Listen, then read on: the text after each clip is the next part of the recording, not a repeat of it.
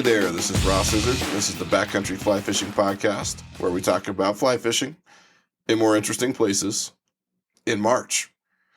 As I mentioned on the intro episode, this season is going to be all about backcountry fly fishing in the spring. And the spring is a really interesting time to be fly fishing in general, but it's an incredibly interesting time to be fly fishing in the backcountry because there are just a whole bunch of challenges. So everything from weather to water conditions to trail conditions to you name it.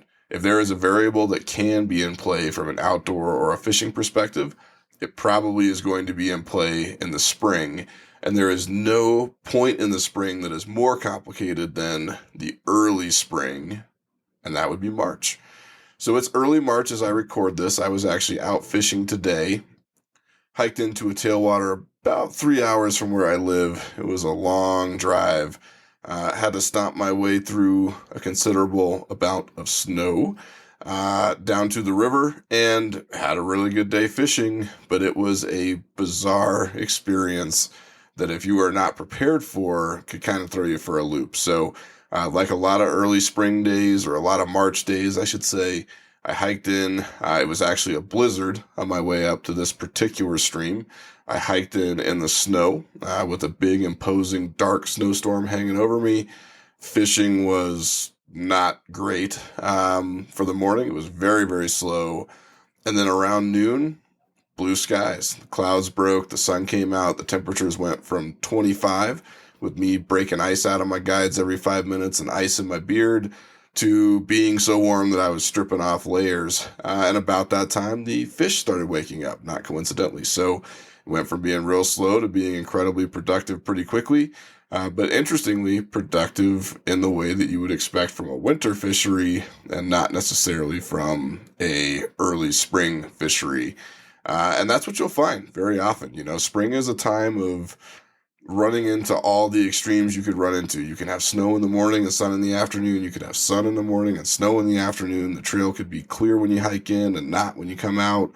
Fish might be turned on in the morning and turned off in the afternoon. They might be eating what they ate in February. They might be looking for BWOs toward the later half of March and coming up to the surface. And all of that can change over the course of just a couple of hours, much less over the course of a day. So it is a very complicated time to be on the water, but it's also a lot of fun if you do it right and if you kind of know what to expect and if you're prepared for just a little bit of healthy frustration. So today we're going to talk about fly fishing in March, particularly with regard to getting out into the backcountry, or at least the closest approximation of the backcountry that you can manage when it's still sort of, well, we'll say pseudo winter out there. And we're going to cover a lot in this episode. I'm going to do my best to work through it in a reasonable amount of time. I thought about splitting it up into 2 episodes, but to be honest with you, I think it just makes sense and it'll be easier for me and probably for you, for me just to keep it all in a single episode here. But there is an awful lot of ground to cover here with regard to finding out where you're going to fish, things to think about when you're out there, how you gear up, how you get there, and then how you actually fish once you're on the river. So buckle up, my friends, because March is a crazy time to be on the water, and that translates into an awful lot of information coming at you in today's episode. Before we get started, real quickly, I wanted to take a minute just to say thanks to those of you who have left reviews for the podcast. I really appreciate those, and I see them. They mean a lot to me. The feedback helps me a ton. Ditto for those of you who have sent me messages on Instagram or Facebook, or a couple of you who have emailed me. I commend you for being able to look up my work email address. If you want to do that, that's fine. I'm not a super hard guy to find on Google, so don't be shy about sending me emails there if you would like to. However, because I've been getting more and more messages, I thought it might make sense to go ahead and put together a dedicated email address for the podcast. That email address, in keeping with my creative streak when it comes to naming things, is backcountryflyfishingpodcast@gmail.com. That goes straight to me. It's a separate inbox. Makes it a little bit easier for me to catalog questions and comments and everything else. So if you have something for me, feel free to send it to me on social. Feel free to shoot me an email, whatever you want, but would love to hear from you. And if you do feel so inclined to leave me one of those reviews, I'm getting a little bit less shy and weird about asking for that. So keep them coming. They really do help, and I appreciate you guys. Now, with that, let's go ahead and jump into fly fishing in March. Let's start with where we go fly fishing in March, especially if you have an eye toward the backcountry. You probably remember from last season that the vast majority of your time in the winter is going to be spent on tailwaters. For anybody who happened to miss that or just isn't up on the lingo, tailwaters are sections of river that are controlled by dams upstream of them. And not just any dam, right? So there are a whole bunch of different types of dams. I am nowhere near smart enough or inclined enough on the engineering side to explain all of them to you. But what I can explain is that you want bottom release dams that are releasing warmer water from the bottom of a reservoir into the stream. That helps keep those water temperatures constant. In most cases, it keeps the water open. It keeps it from freezing several miles down below the dam. And it just creates a more consistent environment for the fish and therefore for anglers like us. So tailwaters are there. They're an awesome place to fish for the winter if you just need to get out and catch some fish in the cold weather. Most of the freestones, those that are not controlled by dams, are going to be iced up. There are some exceptions to that. There are spring creeks and sections that have geothermic activity that may stay open year-round, so that's not a hard and fast rule. But in general, you're going to find that your freestones are locked up and you spend most of your time on the tailwaters. The good news about that is that you still get to go fishing. The bad news about it is that you have to go fishing on tailwaters, which for a lot of reasons are not exactly what many of us are looking for when we are doing our backcountry fly fishing shtick. The fish are pickier. They have a lot of food in front of them. They tend to be very heavily pressured because tailwaters tend to produce bigger fish, in part because of that food availability, and because the winter is sort of forcing everybody onto these sort of isolated sections of river. They can get pretty busy even in the winter. I've actually been surprised this winter in Colorado at how many people I have seen out there on the tailwaters. I mentioned today I hiked into one. It was not a hard hike, but it was a long enough hike through enough snow that I expected to be the only guy out there. And yet I still saw another group of 3 guys out there. I didn't see them fishing. I don't know where they went, but they were in there and had their fly rods in hand. So, you're going to have company out there, and that is part of it. Most of you, by the time March rolls around and we're starting to think about spring, are probably getting tired of being on the tailwaters. I know I am. So you're probably starting to think, oh, well, I don't know, maybe those freestones will open up soon for me. And on that front, I have a little bit of bad news. In the early part of March is really still winter, if we're being honest. It is March. Yes, the air temperatures are coming up. The days are starting to feel a little springy. I actually had a couple days here where I was walking around in shorts in the last week or so in Denver. But it's very much still winter in the backcountry and in the mountains. There's still going to be a lot of snow on the ground. Those air temps are going to fluctuate quite a bit. And more importantly, the water temperatures are going to be still pretty low. So you're still going to find a ton of ice on your freestones. Some may be covered entirely. Some may just be partially covered. But in any case, those freestones are probably going to be so cold. And by that, I mean water temperatures that are low to mid 30s, that they're probably not going to be very productive for fly fishing. So that means that at least for the first couple weeks of March, you're still going to be on the tailwaters. And this is still going to look a lot like winter fly fishing because you'll be in the same places, but it's going to come with some important differences as far as the environmental factors. The first one is you're going to have to start getting a little bit more selective about which tailwaters you want to go to. Flows in general tend to get pretty low during the winter months. There's not a lot of water coming into the system because it's all frozen.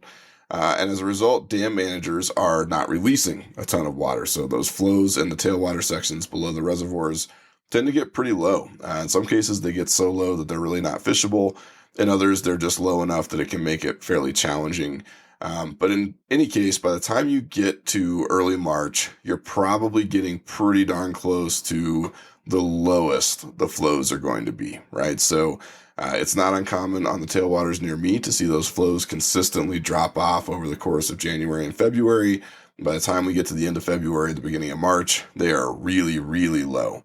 that means that you're going to want to think about where you're going, right? So it's always important to check the flows anytime you're going fishing. If you can find a USGS monitoring station on the stream, you should absolutely look at that every time you go, because it's always useful information. It might save you from a wasted trip. And if nothing else, it's going to give you some hints about how that piece of water is going to fish. In the spring in particular, it may tell you that the water is so low that you need to go somewhere else.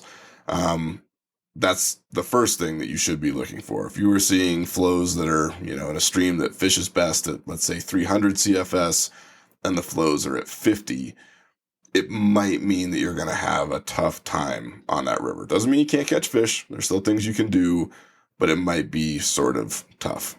On the other hand, you could have what happened to me last week happen to you, which is you spend a bunch of time hiking into a really cool canyon right below a dam, and you're going to have a great day, but then you discover that actually the dam manager surprised you and dumped a bunch of water into the system. And it's important to note that this is a relative concept, right? So they may have only dumped in enough water to bring the flows up to where they should be, right? So maybe they were at like 75 or 100 CFS. The river is best at 300 or 350, and they've dumped in enough water to bring it up to 300 or 350 for the day. That's not a huge amount of water in absolute terms, but as far as relative change, it's a lot. And whenever you see those big flow bumps, it's going to mess up the fish. So that's what happened to me. Is you go in, they bump the flows, the fish are getting battered in there, they sort of retreat to their hidey holes. In a lot of cases, they don't feed as much. You still find some feeding fish, but it does slow them down to have those huge flow bumps. So the same way that you want to check for low flows, you're going to want to check for fluctuations in flows. And if you see those, it's not that you can't go, it's just that maybe you want to be thoughtful about if you want to go there or if you want to go somewhere else. So very first thing when you're looking at where you want to go to fish is take a look at those flows. Try to find one that has a nice, stable curve, right? There can be little fluctuations, of course, but you're not looking for like big waves in the graph, right? You don't want that. You don't want it bottomed out as low as it goes. You want to find something that looks like it's fairly stable and has been for a little bit of time, several days or a week. And that's a pretty good candidate for you to get out there. Once you have identified where you're going to go, and some of these are backcountry and some of them are not, right? So a lot of tailwaters or drive-up fisheries, you can park and hop out of your car and just fish right there by the pullout. That's cool. It's not really my favorite thing to do, but sometimes you just got to go fishing and you got to take what you can get. Some of them are more significant excursions, right? I don't know that I would call them hardcore backcountry, but certainly there are tailwaters here in my area that require significant hikes to get to. Some of them are longer than others. Some of them are steeper than others, but they're still hikes. And especially given the fact that there's still a ton of snow on the ground, we're going to do a whole episode actually next week about trail conditions in the spring and how you sort of plan for this as far as getting in and out on foot. But you throw a little bit of snow and ice on the ground, maybe mix that with some mud, and suddenly that 2-mile hike that would be no big deal on sort of dry gravel in the summertime, well, now it's a really big deal, and it starts to get pretty tough for you if you are not prepared for it. So you can still get out there and get some good exercise, get some good hikes, get into these places that are off the beaten trail, and hopefully have a little bit of solitude. Although, again, I will warn you that unfortunately, it is likely that you're going to see people out there with you just by virtue of the fact that everybody is desperate to go fishing and being concentrated on a relatively small number of streams. But once you have picked where you're going, the next thing you got to look at is the weather. And I harp on the weather all the time. Like I say often, it's a huge factor in fishing, in part because it affects the fish and the water, but in part because it affects you and your safety. Understanding weather patterns and understanding weather in general are prerequisites to having a good day on the water. And the bad news in March, and this is really for the entire month, right? So, we were talking a minute ago about early March. Now we're kind of talking about March just in general. The weather fluctuations are wild. I mean, they really are. You could see 30 or 40 degree swings in a single day. You could see something go from snow to almost a thunderstorm in some cases, depending on how big those swings are. You can have massive barometric pressure drops, and I know that there are people out there who don't believe that barometric pressure drops matter. I believe very strongly that cold fronts do matter to fishing. And that means you're going to have to spend some time looking at the weather when you're thinking about where you want to go. This particular tailwater that I hiked into today is in an area of the state that is renowned for being exceptionally cold all the time. And by that, I mean air temps that average in the tens, right? And they are cold enough that you're going to get line ice, which I did today for the early part of the day, and enough that I kind of don't want to do it on the coldest days because that line ice and the guide ice are going to make it not the most fun I've ever had. So even though it's March, you can still run into scenarios that are really, really bitter cold. And those scenarios are tough. So look at those air temps first and foremost. Don't expect it to be warm where you're going just because it's warm where you are, right? So as I mentioned, there are times in Denver where it's, 55, 60, maybe even 65, which is crazy. But you get off into some of these other basins and canyons and the mountains, it's still winter up there, right? It might feel like spring where you are in your backyard, but it ain't spring in the backcountry, and you need to be prepared for that. So pulling down localized forecasts. We've talked about this before, but I use the National Weather Service. They have an awesome sort of narrative forecast that lays out for the week, for each day of the week, what they think is going to happen with just a short little paragraph about wind conditions and air temps and storm fronts and everything else. It's an awesome tool. They have enough stations scattered around that you can get fairly granular information about specific places, and that's incredibly helpful. But you also need to be aware of the fact that the forecasts are sometimes wrong, right? So today, again, instructive. I hopped on the highway this morning. The forecast said that it was supposed to be partly cloudy with a little bit of sun, nice air temps approaching 40, which for this region is pretty damn good. And then snow starting late tonight, like 11 o'clock tonight. So I thought, oh man, okay, I'm solid. I can get up there. It's going to be a beautiful day. It's going to be great. I drove up to the Continental Divide. There's a big tunnel up at the top of the mountains that takes you through to the other side of the divide in Summit County here in Colorado. It was fine on one side, except that I noticed that there were a bunch of big rig guys chaining up, which is never a good sign. And as soon as I popped out the tunnel on the opposite side, I was in a blizzard. I mean, it was a straight up whiteout. And that blizzard covered the vast majority of the area and the basin that I was fishing for the morning. And I mean, it was heavy snow. We're talking enough snow that I was getting, an inch of accumulation on my shoulders while hiking in. Serious snow and a serious snowstorm that was absolutely 100% not in the forecast for the day. So, look at the forecast, plan accordingly, but understand March doesn't care about your forecast. And sometimes the forecast is wrong. That's true whenever over the course of the year. It could be wrong in the summer. It could be wrong in the winter. But it can be really wrong really often in the spring. And that means that you need to go to these places prepared for sudden weather shifts or weather patterns that you didn't expect. And we'll talk more about that in a second. But also on the weather front, you need to understand that weather in March has more of a consequence as far as the fishing than it does, I believe, in the summer or the winter, right? So the winter's cold. I mean, it snows and there's ice and it's just cold all the time, right? It might be more cold. It might be less cold. In the summertime, it might be more hot. It might be less hot. And yes, these things have impacts on water temperatures and fishing conditions. I don't mean to imply that they don't. However, the impacts are not the same level of severity as they are in March. And let me tell you what I mean. So I am a big believer that cold fronts will just shut off your fishing like a light switch. No scientist is ever going to convince me that that's not true. I know that there are guys that have been fly fishing for like 60 years, longer than I've been alive, who swear that that's not true.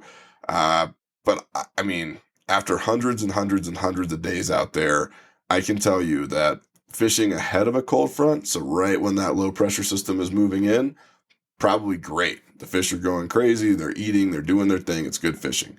Right after the cold front, same thing. It's fine. The fish are coming up. They're doing their thing too. They're eating. But if you are on the water when the cold front hits, so right when that low pressure system hits and the barometric pressure falls off a cliff, I find the fishing turns off like a light switch. And I mean, it's a crazy thing. I mean, to the point that I have gone fishing during a cold front on certain streams and not touched a fish, not seen a fish. I mean, it's like they're not even in the river. They're gone. They're hunkered down, waiting for this thing to pass. And then I'll go back the next day when the cold front passes and I'll catch 30 of them. No problem. They're out there doing their thing. They're happy. They're eating whatever I throw at them. I mean, it is uncanny. And it's uncanny at a level that I have really internalized that if there is going to be a cold front on a given day, I might not go. I mean, the best time to go fishing is when you have time to go fishing. So I'm not necessarily saying that you have to cancel your trip just because you see that coming in, but be aware that it does happen. And it is a wild thing to have a river just shut down and become devoid of life when one of those cold fronts comes through. I don't know the science of exactly why that happens. I don't think anybody really knows the science of exactly why that happens because, I mean, let's be real. People aren't spending a ton of money at universities to research whether or not your catch rate decreases because there's a low pressure system coming through. But what I do know is that it happens. And my general theory is that it has something to do with the barometric pressure change. Now, whether or not that's because the fish get uncomfortable, which is one of the theories that people have, they have air bladders in them that help them maintain certain levels of ballast and buoyancy in the water column that could be affected by barometric pressure. They have other organs like their lateral line that conceivably could be affected by changes in pressure. They might just be like people and you wake up and the weather sucks and you feel a storm coming and you're like, wow, this is shitty and I don't feel like doing anything today. I don't know. But what I do know is when there is a low pressure system coming in, it's going to make the fishing probably suck if you happen to be there when that leading edge lands. Now, this can be kind of hard to predict, right? So as I mentioned, the forecasts are not always right. Most of them do not include information about relative changes in pressure. And that means you're going to have to learn how to read a weather map, including being able to read what, low pressure systems and high pressure systems and everything in cold fronts, what those look like on a map. And the good news for you is that every day at, I think it's 8 a.m., the National Weather Service publishes a weather map for the entire country. Now, this is not a super granular map. They maybe have one that's a little bit more specific to your region or your state. If they do, I haven't seen it. But I look at the national map, and it will show you how weather is moving around the U.S. It will show you if there's a cold front coming in, as well as directionality. They have little blue arrows showing you where it's going. They'll show you with the big L where the low pressure systems are, with the big H where the high pressure systems are. And I will look at those maps every time before I go out. I look at the weather and then I look at the pressure map, especially in March. And I pay attention to where those fronts are. And if it looks like there is going to be a front right on top of me, I might pick another day, to be perfectly honest with you, if I have that option. Now, sometimes I don't have that option. Last week was one of those days where I had one day to get out. It was a low pressure front day. And I said, screw it. I don't care about the cold front. I'm going to go do my thing. And it was a shitty day. I mean, I caught some fish, but it was super struggle bus. I might pick a different day. I believe that strongly in it. If you have to go, that's fine. Go fishing. I'm not advocating for you not fishing when you have time to do it, but just be aware of the fact that fishing might be tough. So set your expectations accordingly. Go into it with the mindset you're going to have to work a little bit harder, and hopefully you can still pull something off. But man, I tell you what, do check those pressure maps. Check out where those fronts are. See where the cold fronts are coming in. Pay attention to those because they really do affect whether or not you're going to have a double-digit day in March or whether you're going to go home with the skunk on your record. Don't know why. You can disagree if you want to, but that's what I think. So take it or leave it. All right, so let's say that you have picked where you want to go. You checked your flows. You have checked the weather to the extent that you can. And you're like, okay, I'm going to go in there. I'm going to go fish. Awesome. What do you need to bring with you? Well, in March, and this is really kind of for all of March, but especially the early part of March, you are going to need to bring stuff for spring and stuff for winter, right? So what that usually means is that your layering is going to change a little bit. You're going to go from heavy layering with your wool base layer and then some insulating layers and an outer jacket for wintertime to a lot of those same base layers, but then some lighter clothes in case you have to strip all that stuff off in the afternoon if it gets super duper warm on you. And ditto for, hats. Like you probably are going to hike in a beanie because your ears are going to get cold. And in the afternoon, you might have to lose that thing and hike out with no hat or with just your baseball cap or whatever. You might need gloves. You might need a rain jacket or something waterproof for dealing with snow. You might need spikes for your boots. You might need snowshoes in some cases. And we're going to talk more about that next week when we get into trail conditions and how to deal with them.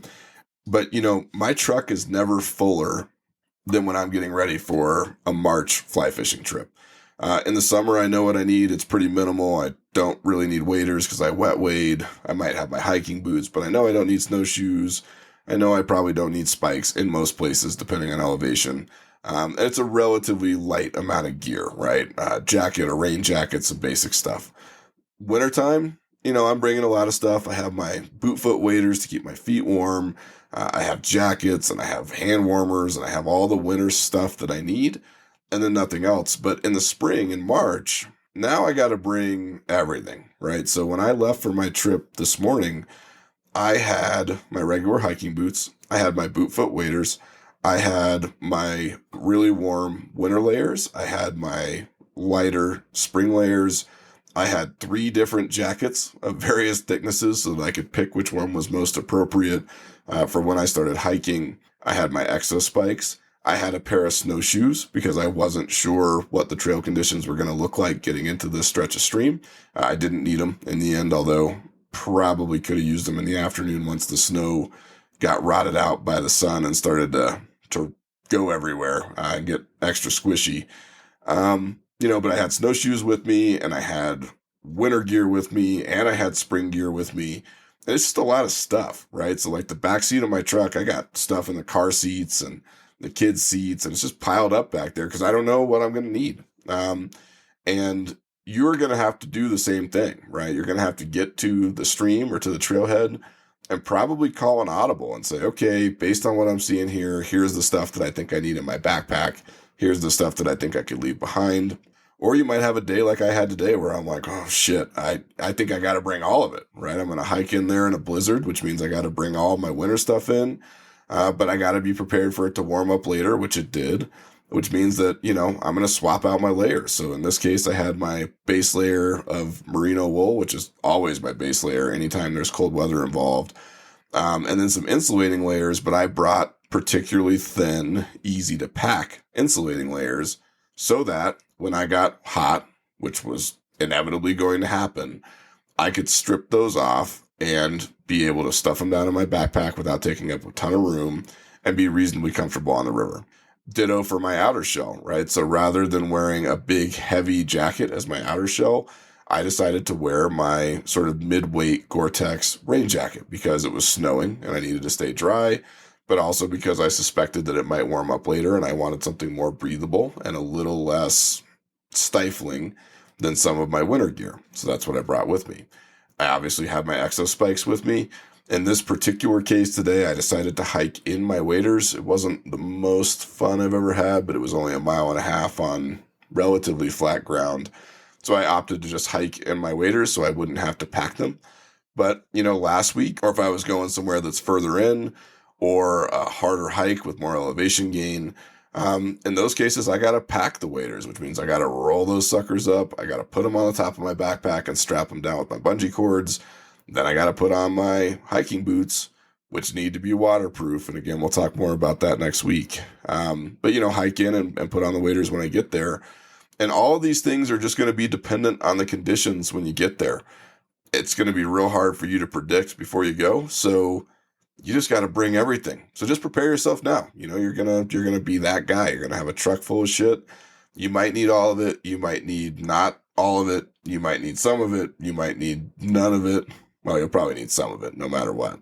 But you're going to have to carry extra stuff because those fluctuations are crazy. And so you got to be prepared, right? Going out in the backcountry, going fly fishing in general, but especially going backcountry fly fishing in seasons where unpredictable weather is part of the game, you got to be prepared, because if you're not, you're being irresponsible and you might have a really, really bad time. If you can nail down your gear, so you go in, you've got all your stuff, you have your layers, you have everything that you need, you find the right mix of stuff that you're going to bring in, and you get to the water, that's when things start getting interesting, right? So you hike in, you get there, you set up your rod, you get everything ready to go, and now you're going to hop in the river. Well, now things are going to get pretty interesting for you. The first thing you're going to want to do, same as you do really in any other month, or at least that you should do in any other month, is take a water temperature, right? So pull out your thermometer. A couple of you laughed at me for this, but I just use a meat thermometer for this. I mean, you can go buy a fancy branded one if you want to that's specifically for fly fishing. But I just use a meat thermometer. I stick the probe in the water, gives me a reading in like 2 seconds, and I know what's up at that point. This is kind of the same game you've been playing for the winter. Anything above 38, you're good to go. Just hop in and start doing your thing. Between 36 and 38, you can still fish. It's probably going to be a little bit slow until it warms up a little bit.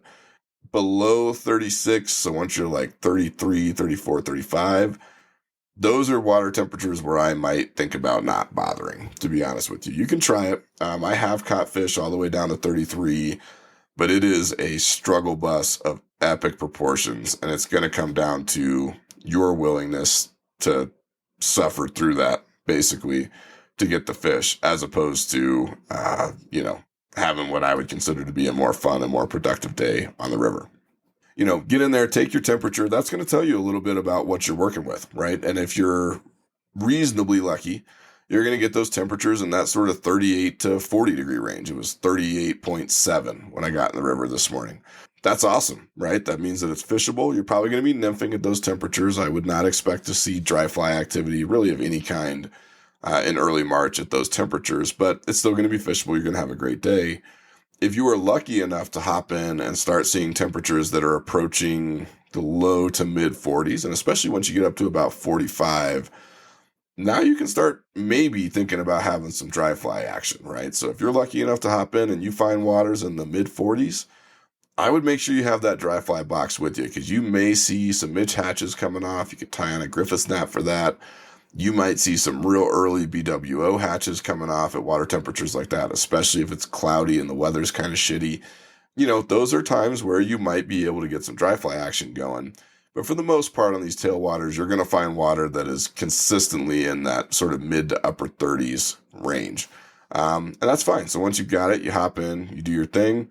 But I should mention this, water temperatures are not a constant thing, right? So they can be manipulated to some extent by, number one, choosing which days you go, and number two, choosing which times you get to the water. We talked a little bit about this last season, but in the wintertime, there's really no reason to be out there at like 6 in the morning, right? In the summer, maybe in the later spring, it makes sense to be out there early because it's warm, the fish are active. I mean, it's good to get started early. And I'll very often be out there at least hiking and sometimes already fishing before the sun comes up. But in March, it's still pretty much winter for most of the month. It just doesn't make sense to be out there too early, because you really want that sun to pop, hit the water, and start bringing up the air temperatures, and therefore bringing up the water temperatures, right? So there may be a time where you hop in the water and it's like 36 and you're like, oh man, it's going to be slow. Well, that might be true at 8 a.m. or 7 a.m. or whenever you started. But by mid-morning, so 10-ish, maybe late morning, like 11, 11:30, you're going to see those water temperatures come up to fishable levels. And these are not going to be huge swings, right? Especially on tailwaters where there's a consistent temperature of water being pumped into the system. You're not going to see massive, massive swings like you might on a freestone. But they could be pretty big, right? We're talking about swings that are 4, maybe 5 degrees in either direction. I've seen them all the way up to 8 degrees over the course of a day. That's relatively uncommon and requires, you to go from really cold to really hot. But they can be fairly significant. And when you're fishing at those lower water temperatures, those minor changes make a big difference, right? So when it comes to fishing, There is a world of difference between fishing at 38 degrees and 43 degrees. Similarly, there is a world of difference between fishing at 33 degrees and 38 degrees. Both of those things could very substantively alter the day you're having and how you fish. And you can't control the water temperatures, but you can to some extent manipulate how you get to use those water temperatures by deciding when you get to the stream. And I am an advocate in March for saying that you really don't have to be there super early. I am planning to be on the water by 9:30-ish most days, maybe 9 at the earliest. Today I wasn't out there till 10, and it was fine. To be honest, it was so cold that it really didn't warm up to a place where it was productively fishable until noon. And that's when the fish sort of started turning on. But, you can decide for yourself what makes the most sense with your schedule and everything else. But just be aware that early in the morning, those temps are going to be pretty low. They may come up over the course of the day, which means you may not be stuck with those shitty temperatures all day. You might be able to get something done. So let's say you're in there, you've got your stuff, you're going to hop in the river. I'm going to tell you about the fishing part in just a second, but there are a couple of safety things that you need to be aware of when it comes to fly fishing, especially in March when there's still a lot of ice out there. Okay. So first of all, the general sort of safety tips that I gave you last season about hiking and being around the river and the snow also apply, right? So be careful about stepping on snow when you can't see what's underneath it. You could fall into a bush, you could fall into a ditch, you could have your foot slip down between two rocks and break your leg. I mean, there's a lot of bad stuff that can happen when you can't see what's under the snow. So be cautious about that. But really the more important thing is to realize that as those air temperatures come up, ice starts to get unstable on these rivers. And that means that you've got some safety stuff you really need to think about. The first one is do not stand on shelf ice, right? So any ice that is attached to the bank that is sticking out into the river, very often you'll see, even on some tailwaters, depending on how far from the dam you are, you'll see like 4 or 5 or 6 foot ice shelves attached to the bank with a little section of current running through the middle of the river there that's open. And I will see people every year, without fail, walk out onto those ice shelves, stand on them like they're solid ground, and start fishing. And every year, without fail, somebody falls in. And at the best, that's going to be a really bad time for you, right? Remember, these water temperatures are like mid to high 30s, probably. You're going to fall in there, you're going to get wet, and that's going to suck at a minimum. It's going to be very, very unpleasant for you and probably is going to ruin your day. Worst case scenario, depending on how far into this you are and depending on what the weather conditions are, you could be in real trouble really fast. You get water that cold down your waders or on yourself, you get soaked, and you were in air temperatures that are in the 20s or the 30s or the 40s even, well, now it's hypothermia time, right? You're in big trouble. Now you're in the sort of space where you either need to hike yourself out quickly or you need to get out that emergency blanket. You might need to build a fire, but there's a lot that needs to happen. It's a very dangerous thing. And that's before we talk about the possibilities of, smacking your head when you fall through or getting stuck under the ice or whatever. Don't walk on ice shelves. It's not a good idea. Whatever you think you're going to find in the middle of the river, it's not worth it. Just go find another section where you can stand in the water or on the bank and not on the ice and fish that. Stay away from the ice shelves. Ditto for ice dams. You should be aware of the fact in spring water, and especially in March when you have, these real cold night temperatures that freeze water and create these icebergs and ice chunks attached to rocks and the bank and everything else. And then these really warm daytime air temperatures that basically melt all of that stuff and knock it loose. You can occasionally have ice dams, which are basically sections of frozen river that are acting, as the name would imply, as dams, and holding back huge sections of flow. And in the morning, that can be fine. It's no big deal. They're frozen solid. They're doing their job and holding the water back. And you're just not even aware of it, right? You're fishing downstream of this thing a mile or half a mile or whatever. You don't know that there's an ice dam up there. They're not on a map. They're not supposed to be there. They're not man-made. There's just no way to know they're there. And as those water temperatures come up, sometimes those ice dams fail. And when that happens, you get a total surge of water. This can range from enough to just sort of be unpleasant for you to being a genuine analog to like a flash flood or a massive dump from a dam. I mean, it can be a huge amount of water. And that huge amount of water comes down the river with a whole bunch of potentially really big chunks of ice in it that can hit you and knock you over. And again, the water is freezing cold, so you don't want to get knocked over. You don't want to go swimming in that stuff. And it can be dangerous, so you need to be careful. I have only ever been in a river twice when an ice dam broke. One was a real small one. I actually watched it break. It was no big deal. The other one was a bigger one, and it took me a while to figure out what happened because I was standing along the bank in probably calf-deep water and suddenly found myself in this massive flow with ice everywhere, and I just could not figure out what had happened. I managed to get out. It was no big deal. I was only about 4 feet from the shore, so it was no big deal for me just to step out and watch it happen. But had I been further out, could have been a different story. And it wasn't until I walked further up that I saw what had happened and realized, oh man, it was an ice dam. But you don't know. You don't know if that's going to happen. And what that means in practice for you is that you need to be careful about how you wade, especially, at all times, and especially in the wintertime when the water is cold, but definitely in March. Don't put yourself in positions where you can't move very quickly, right? So this is not a great time to be wading in your chest waders like up to your waist or your chest, right? It's not a great time for you to be 30 feet out into a river where you really realistically cannot get back to the bank in a reasonable amount of time.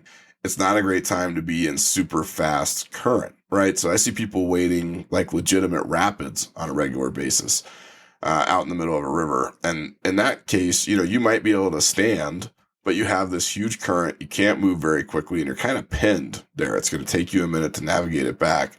This is just not a good time to do that, right? Partially because you could slip and fall. So don't be stupid about where you wade in cold water.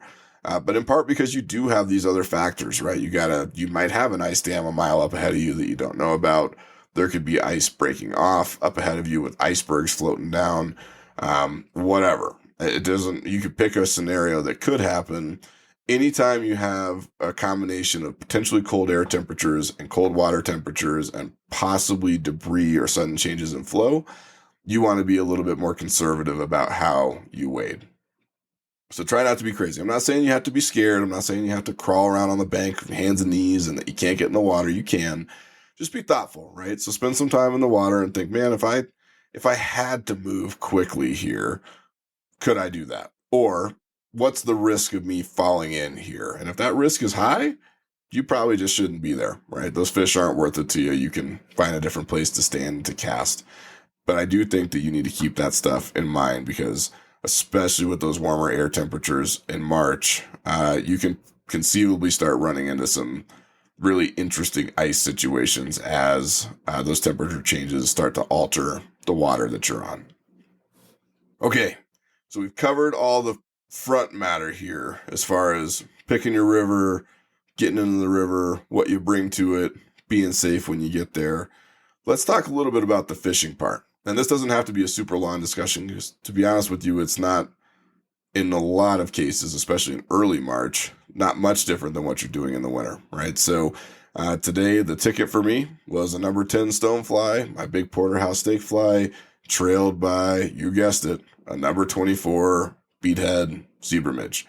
Unfortunately for me, all the fish wanted to eat today was the damn zebra midge.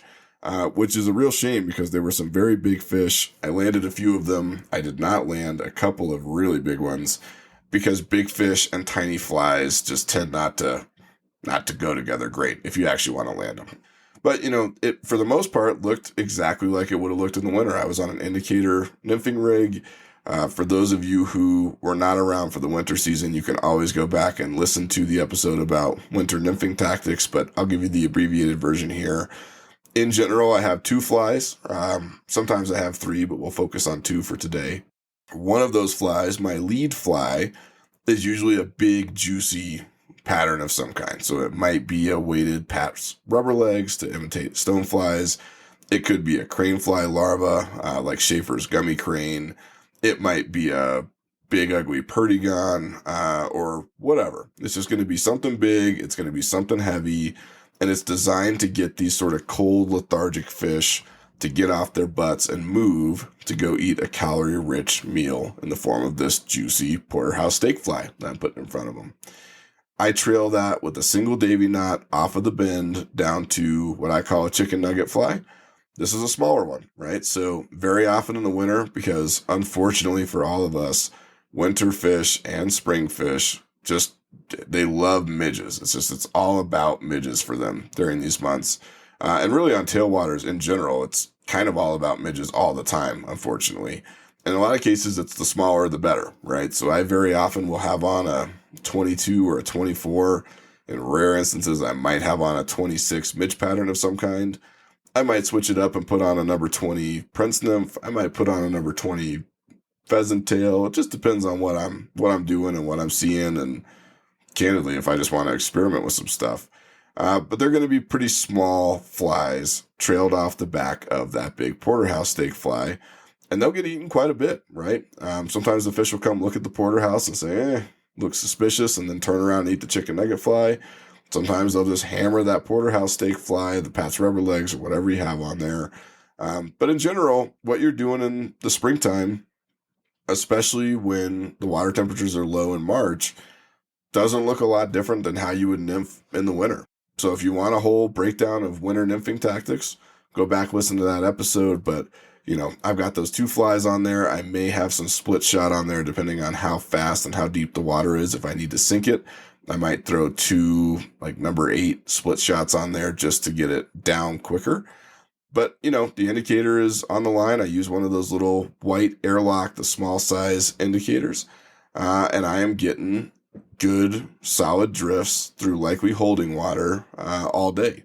And when I say likely holding water, again, we're probably talking about pretty close to the same stuff we're looking for in the winter. So think tailouts, think pools, think glides, all of those sort of slower, deeper sections that you'd be looking for in the winter. That's what you're looking for, especially in early March, especially when it's cold outside, and especially when you have those low water temperatures. The fish are probably not going to be in the pocket water or those rock gardens. They're probably not going to be up in the riffles. They're going to be in their winter holding spots, and that's where you're going to find them. So, winter nymphing tactics still apply here, but the difference is you could have both scenarios happen to you in the same day, right? So you could go in, and this is particularly true in late March. I think it can be true in early March, but I tend to think that early March stays pretty close to winter fishing most of the time as far as tactics and gear and everything else goes. But once you start getting later and it really starts warming up, well, now you've got a whole different thing on your hands, right? You might be indicator nymphing in the morning with a 5 or a 6 weight rod, doing it the same way that you would in December or January or February. But by the afternoon, you could have water temperatures that are now in the low to mid 40s. You might start seeing some of those blue wing olives come off, especially if the weather is conducive to them. You might start seeing pretty large midge hatches come off. I don't usually see caddis in late March, but if it's exceptionally warm, it's not impossible that at the end of March, you might see some caddis popping off. And that means you might get a chance to do some dry flies. You're probably not going to throw dry flies on a 6 weight. I mean, I guess you could, but it wouldn't be the best presentation. And you're going to have your line and your leader set up differently for nymphing than you do for dry flies.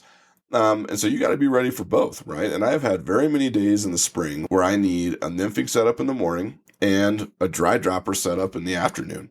And what that looks like in practice is that I may spend the morning nymphing on my 6 weight, and then I start seeing some bugs popping off. I don't even need to see the fish rising, guys. I know there's some people that are like, they're not going to tie on a dry fly unless they see the fish rising. I'm not that guy.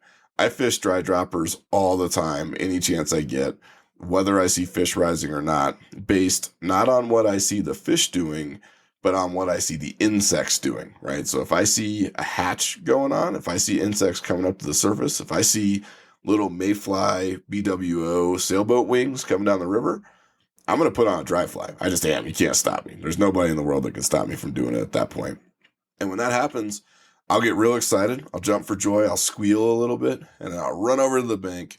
I will break down my nymphing setup. I'll break down my nymphing rod. I'll put it in the tube, and then I will pull out my second rod. Remember, I always have 2 rods with me anytime I'm hiking into a location because you could break one, and that sucks. But I'll pull out my second rod, and it's usually a 4 weight, which is versatile enough that you can make use of it in these scenarios pretty well. It might be a 3-weight. It just depends on what I happen to be doing. But I'll pull that out and I will set it up with my standard dry dropper setup. And I'll get after it with a dry dropper. And we're going to talk more about this as we get into discussions about sort of later spring and warmer weather fly fishing. But here's the gist of it.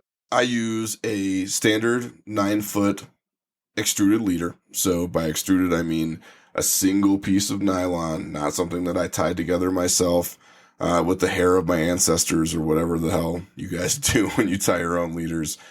More power to you, but that's not my thing. I use standard store-bought 9-foot leaders in 4X. It's pretty much the only leader I ever use. I run that down to a small 2mm tippet ring, which I tie on with a uni knot. If you don't know how to tie a uni knot, you should go learn how to tie a uni knot right now because it's awesome and you need it. Then I will run a single piece of usually 5X tippet off of that with a Davy knot to a dry fly. Which dry fly you use probably matters more in March than it would in other months. But I'm not sure is the most important thing in the world if fish are looking up, especially if they're hungry after the winter. Very often it is a standard Parachute Adams, probably in a size 18 to 20 to mimic those BWOs. It might be a BWO pattern, like a dedicated BWO pattern, which I have a few of those in my box. Or it could be like a small wolf, a royal wolf or something else like that. I think, we get hung up on the specifics of dry flies. The truth is that if fish are inclined to come up and there's a big hatch going on, in a lot of cases, especially in backcountry locations, you're going to find that they'll come up to anything that looks particularly interesting.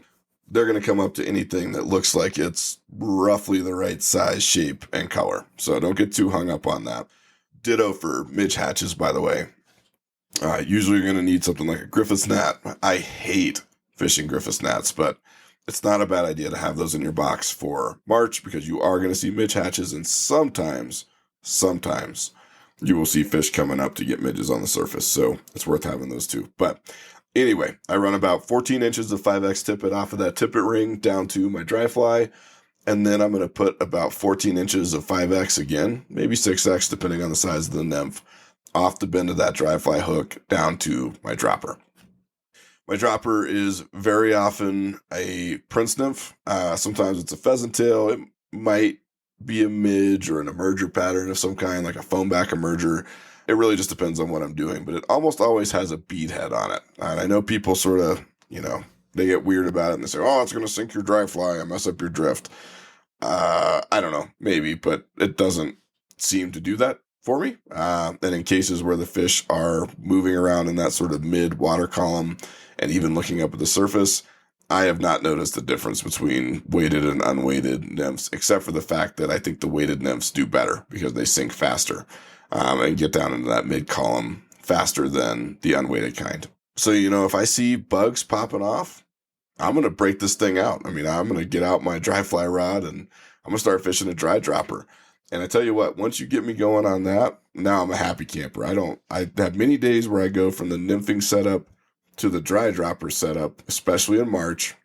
I don't have any days, well, I shouldn't say I don't have any because there have been a few where it's just not happening for me and I have to go back, but very rarely. Most of the time, once I make the switch, I don't ever go back. I don't spend a lot of time going from dry flies or dry droppers back to a nymphing rig. And why would I, right? If we're in a situation where the water is warm enough that there are insects emerging through the water column, dropper is going to do just fine for that. If they're on the surface, dry fly is going to do just fine for that. And let's be real. Dry fly, I'm not a dry or die guy. I will nymph, as you guys know. But dry fly fishing is where it's at, guys. That's the heart and soul of fly fishing. No offense to all you nerdy Euro nymphers and people that like nymph on purpose when you could be not nymphing. But I only nymph when I have to. It's not my favorite way to fish. I would much rather fish with a dry fly. I prefer the casting. I prefer the finesse. I prefer the skill that it takes. I prefer the visual of seeing a fish come up and eat it. There's nothing I don't like better about that than nymphing. And so if I get a chance, I'm going to do it. And that means that I got to have that stuff with me. So, in the wintertime, you might carry two rods that are both made for nymphing. In the spring and March especially, you're going to want to carry one for nymphing and one for whatever else the river might throw at you that day so that you are good and prepared for it. Ditto for your fly boxes, right? I know some guys just have their winter boxes and it's just nymphs in there. That's fine, right? December, January, February, the chances of you running across dry flies, or dry fly situations, I should say, are vanishingly close to zero. Could it happen? Yeah, there could be an epic Mitch hatch. Maybe you do get a chance 1 out of every 20 times you go out to throw a dry fly and actually get something going on in the wintertime. But for the most part, it's just not worth it, right? As opposed to in the spring and in March, especially toward the end of March, you could very well have situations that allow for some dry fly fishing. And that means you want to have that dry fly box with you. Now, I think you should just carry your boxes with you anyway, because why not have them? They don't weigh that much. They don't take up that much room, whatever. I have all 3 of my boxes, my nymphing box, my dry fly box, and my streamer box with me all the time, just in case. So just have them with you. But for sure, I would say in March, you want to have your dry fly box with you. Don't be the guy who's out there with just a nymph box when you start seeing bugs popping off and maybe some fish rising. That's a bad feeling, and you don't want to be that guy. So unless you're like a hardcore nympher, in which case, I don't know, man, you need straight to jail, I think. But, unless you're somebody who just nymphs and that's your thing, you really ought to be prepared for changing conditions and the possibility that you are going to see different insect activity and different opportunities for different types of fishing while you're out there. Now, once you're out there, let's say that you made the switch to your rod, you're on your 4-weight now, or your 3-weight, or whatever it happens to be, and now you're ready to do your dry dropper thing. Well, cool. Where do you fish? This is where things get kind of complicated. So the fish in March in particular have not really spread out yet. You're going to see them really spread out in April when it gets warmer, and we will have a whole episode about fly fishing in April.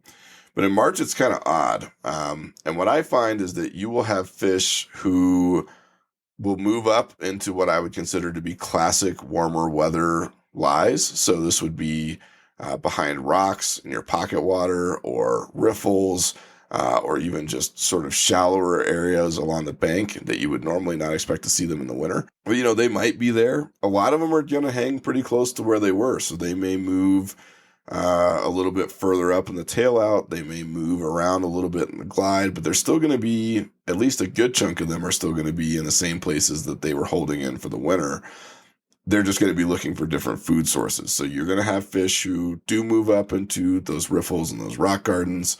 So don't be afraid to fish those. If you're on a dry fly rod and you're throwing a dry dropper, you should absolutely be trying out that water, because if you're getting indications that that type of activity is going on, there's a better than average chance that you're going to find fish in those places, and it's worth a shot.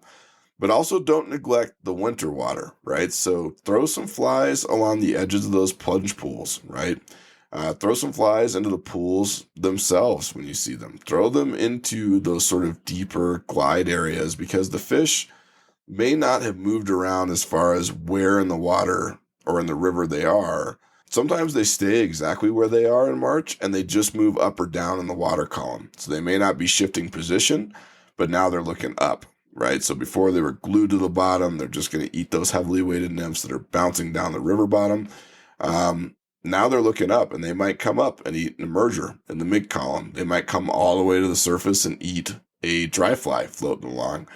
They might do either, and they might do that in winter holding water, because it's just sort of a weird in-between season, right? Some of the fish are more aggressive for whatever reason. I don't think I can explain it. Others really don't want to move, but they still want to eat, and it's going to be hard for them to turn down those bugs. So at this point, you are going to be fishing all the water, right? This is one of the few times where I would say that the entire river becomes possibly a good place for you to fish, right? In the wintertime, there's a specific set of water you want. In the summertime, there's a specific set of water that you want. But in sort of the March spring time frame, it's kind of everything. They might be wherever. They're confused. They don't know what they're doing. They're all kind of waking up. And that means the river is your oyster. Throw that thing wherever you want. Get a sense for where they are, and then remember where you're finding them, right? We talked about that a little bit last season. But pay attention, think about where you caught the fish. Was it in faster water or slower water? Was it calf deep or was it thigh deep? Where were they? And think about it. I usually do a system of or a scale of 5 for both water speed and depth, right? So I might say, man, okay, he was in like a 2 depth, which might be maybe mid calf or knee, and about a 2 current, right? So flat, maybe a little bit of chop on the surface, but still relatively slow. I just keep that in my head. It doesn't have to be perfect, doesn't have to be exact science, but keep track of where you caught those fish, because especially in March, that is going to help inform where those fish might be. And again, that might vary significantly, definitely day to day and week to week. I mean, it could be massively different between, March 5th and March 25th, but also over the course of the day. As those water temperatures come up, the fish may be in their winter lies in those sort of deeper, slower pockets and pools. And as soon as the water starts warming up and the bugs start popping off, they might move up into the riffles. They might move up into the pocket water. They're going to move around over the course of the day. So keep in mind that, these fish, you can nail them down for a little bit and they're going to change something on you. They're going to want a different bug. They're going to be in a different place. And really, you're going to have to be prepared for that. And ultimately, that's what I would like to leave you with when it comes to backcountry fly fishing in March.